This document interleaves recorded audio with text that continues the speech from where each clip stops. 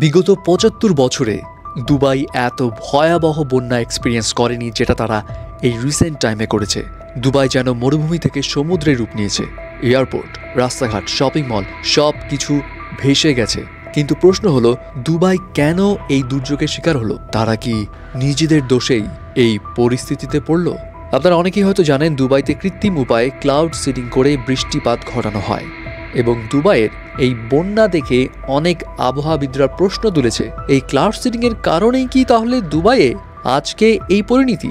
যদিও এই ক্লাউড সিডিংই যে প্রকৃতপক্ষে দায়ী, এটার কোনো ভ্যারিফাইড ইনফরমেশন নেই। এখন আপনাদেরকে বলে রাখি এই ক্লাউড সিডিংটা কি এবং কিভাবে কার্যক্রম হয়, এবং এটাও জানিয়ে রাখি দুবাই কিন্তু এই বৃষ্টিপাত ঘটাতে প্রতি বছর ক্লাউড সিডিংয়ের পিছনে ২২০ কোটি টাকা প্রায় খরচ করে থাকে।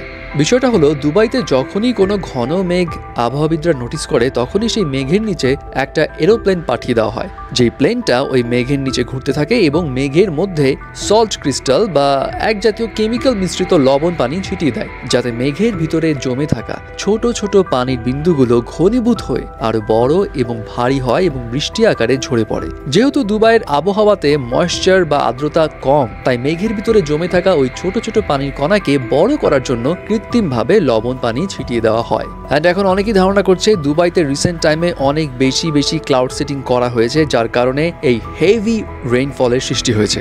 বাট অনেক আবহাওয়াবিদরা এটাও বলছে, কৃত্রিমভাবে ক্লাউড সিডিং এর ফলেই যে দুবাইতে বন্যা হয়েছে, এটা পুরোপুরি ভেবে নেওয়াটা অযৌক্তিক। কারণ দুবাইতে বৃষ্টিপাতের সময় কিন্তু প্রচুর ঝড় হয়েছিল, আর ক্লাউড সিডিং কখনোই কোনো ঝড় তৈরি করতে পারে না নিচ থেকে। আর এত বিশাল আকারে বৃষ্টিপাতও কৃত্রিম উপায়ে ক্লাউড সিডিং এর ফলে কখনোই সৃষ্টি করা সম্ভব নয়। আর তাছাড়া দুবাইয়ের আবহাওয়াবিদরা আগেই আভাস পেয়েছিল যে এমন একটা ঝড় দুবাইতে আসবে, যার কারণে তারা এই মাঝখানে কোনো ধরনের ক্লাউড সিডিং এর অপারেশন ঘটায়নি। এবং তাদের দাবি, এই ঘটনাটা পুরোপুরি প্রাকৃতিক এবং গ্লোবাল ওয়ার্মিং এর কারণে আবহাওয়ায় যে পরিবর্তন এসছে সেটারই ফলাফল এটা। কারণ এপ্রিল মাসে দুবাইতে এই আকারে ঝড় বৃষ্টি হওয়াটা অ্যাব নর্মাল ঘটনা। আবহাওয়াবিদদের মতে দুবাইয়ের আশেপাশে থাকা সমুদ্রের ওয়েদার অস্বাভাবিক রকমের গরম হয়ে ওঠে, যার কারণে সেখান থেকে প্রচুর পানি বাষ্প আকারে মেঘের সৃষ্টি করে। এবং দুবাই যেহেতু মরুভূমির তৈরি, আর বালুকণাও যেহেতু মেঘের মধ্যে জমে থাকা পানিকে ঘনীভূত করতে সাহায্য করে, সো প্রাকৃতিকভাবে ওই যে দুবাইতে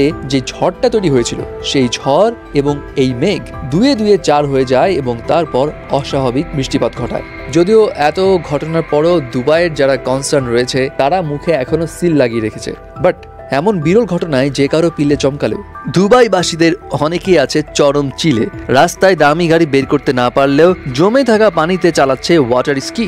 আবার কেউ ৫-৬ কোটি টাকা দামের রোলস রয়েস গাড়ি ওই পানির মধ্যে নামিয়েই শো অফ করছে। এখন যেটাই হোক না কেন, আলটিমেটলি দুবাইয়ের এই যে বন্যার বিষয়টা, এই ঘটনা নিয়ে আপনার আসলে মতামতটা কি জানাবেন অবশ্যই।